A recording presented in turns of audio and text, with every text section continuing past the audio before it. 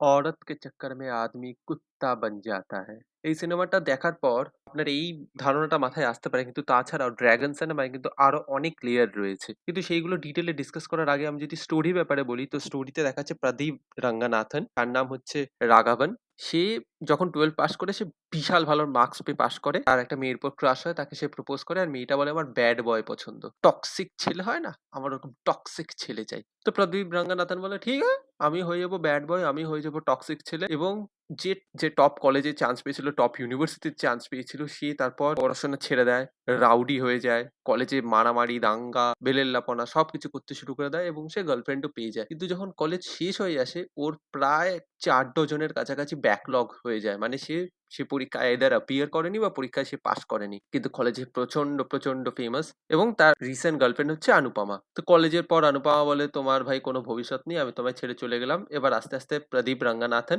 মানে রাঘবও বুঝতে পারে, যাকে ড্রাগন বলে সবাই। তো ড্রাগন বুঝতে পারে ভাই এরকম করে তো জীবন চলবে না। ১ম ও বাবা-মাকে মিথ্যা কথা বলতো যে আমি চাকরি পেয়েছি। বন্ধুদের ওখানে গিয়ে আড্ডা মারতো, বন্ধুদের থেকে টাকা নিত, বাবা-মাদের দেখাতো। তারপর বাবা-মার থেকে সেই টাকা নিয়ে গিয়ে আবার বন্ধুদেরকে ফেরত দিয়ে দিত। কিন্তু তারপরে বুঝতে পারলো এরকম করে চলবে না। তো এদিক ওদিক করে লাইন তৈরি করে ও একটা জায়গায় ঢুকে পড়ে চাকরির জন্য। চাকরিতে ঢুকে তো পড়ে।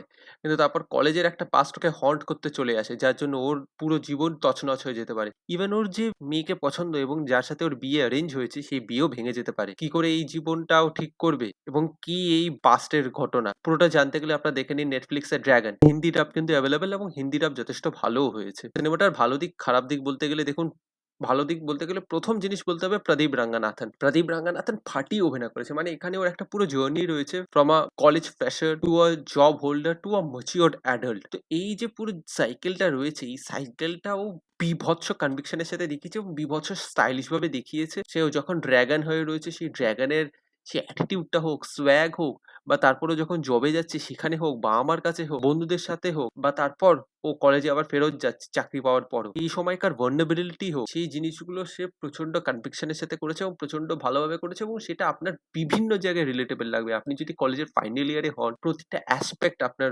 রিলেটেবল লাগবে। তারপরেই আমাকে বলতে হবে মিসকিন। মিসকিন হচ্ছে ওর কলেজের প্রিন্সিপালের রোল করেছে। মানে অনেকটা আপনার না মনে হবে 'থ্রি ইডিয়টস' এর বোমান ইরানির চরিত্রটার মতন। কিন্তু পুরোপুরি ওরকম না। তারও কিন্তু যথেষ্ট লেয়ার দেওয়া হয়েছে। তাকে কমেডিও করানো হয়েছে তাকে দিয়ে এবং তাকে দিয়ে না একটা মোরাল কম্পাসের অভিনয় করানো হয়েছে। মানে তাকে আপনার দেখে মনে হতে পারে সে হয়তো খারাপ, সে হয়তো খারাপ চাইছে, ড্রাগন ছোট করে সবসময় কথা বলছে। কিন্তু সেটা না। তার কিন্তু এজেন্ডা হচ্ছে আপনার মানে স্টুডেন্টদের লাইফ যেন ভালো হয়, ভবিষ্যৎটা যেন ভালো হয়। তো সেটাও দেখানো হচ্ছে এবং তারপর রয়েছে একটা কুট্টি ড্রাগন বা ড্রাগন জুনিয়র বলে একটা চরিত্র রয়েছে। সেইটাকে দেখবেন।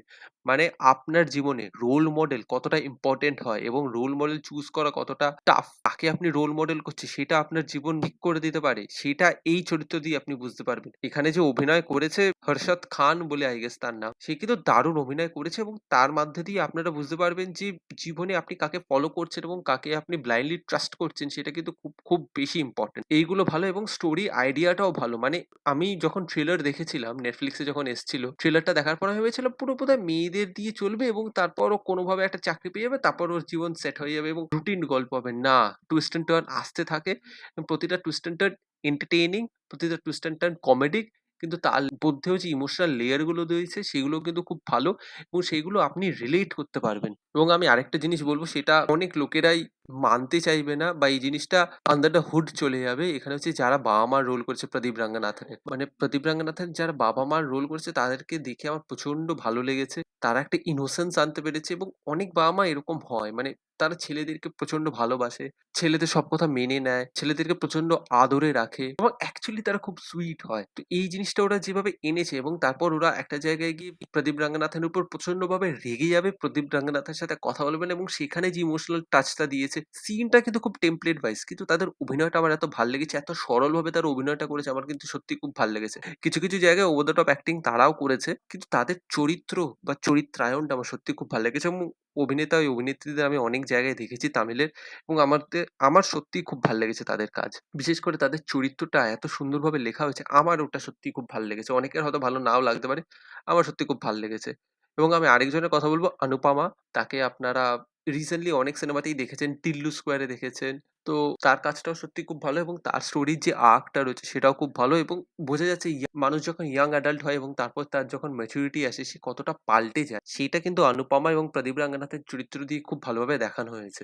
এখানে কয়েকটা সিন রয়েছে যেখানে পরীক্ষার সিন রয়েছে, পরীক্ষায় লিখছে, টেনশন, পরীক্ষার আগে লাস্ট মিনিট স্টাডি করছে, লাস্ট মিনিট রিভিশন করছে, পরীক্ষার আগে প্যানিক। সেগুলো আমাকে পুরোনো দিনের পরীক্ষার কথা মনে করিয়ে দিচ্ছে। ও বাবা! হাত পা ঠান্ডা হয়ে যেত সেই সময়। তো সেইগুলো যথেষ্ট বেশি রিলেটেবল এবং এখানে প্রদীপ রাঙ্গানাথনের চরিত্রের একটা রিডেম্পশন আর্ক রয়েছে। সেই রিডেম্পশন আর্কটা আমার সত্যিই খুব ভাল লেগেছে এবং অন অ্যান্ড অন এটাকে অ্যাজ আ কমেডি বা রম-কম হিসেবে ট্রিট করা হচ্ছে। কিন্তু তাছাড়াও এখানে কিন্তু প্রচুর ইমোশনাল লেয়ার রয়েছে এবং প্রচুর সোশ্যাল মেসেজিং রয়েছে। সেগুলো আমি বলছি না, স্পয়লার হয়ে যাবে। সেইগুলো কিন্তু খুব ভালোভাবে প্লেস করেছে এবং একটা অনলাইন ইন্টারভিউ সিন রয়েছে গৌতম বাসুদেব মেনন এবং প্রদীপ রাঙ্গানাথনের। সেটা আপনারা দেখবেন।